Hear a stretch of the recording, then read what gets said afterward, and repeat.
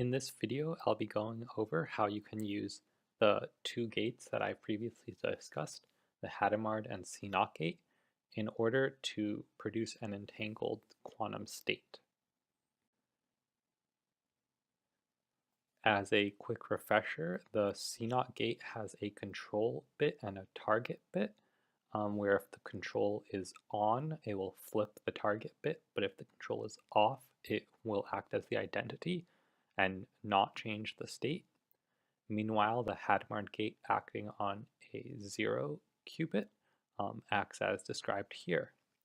So if we have a basis state or original state of 2 qubits, both in 0, I can act on the qubit in the 1 position, meaning that to the left because I'm indexing from 0.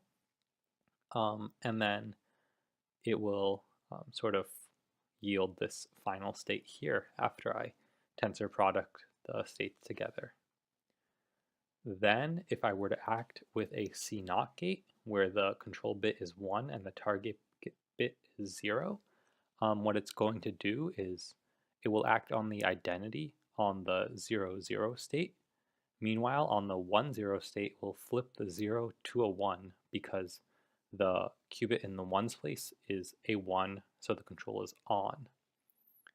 In this case, you've seen how I can start with a 0, 0 state and end up with a superposition of a 0, 0 and 1, 1 state.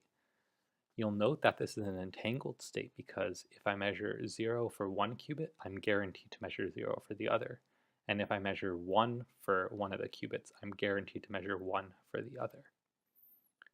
I hope that you enjoyed this video, which sort of exemplifies how two gates can be used to produce a entangled state. If you have any questions or suggestions, please comment below.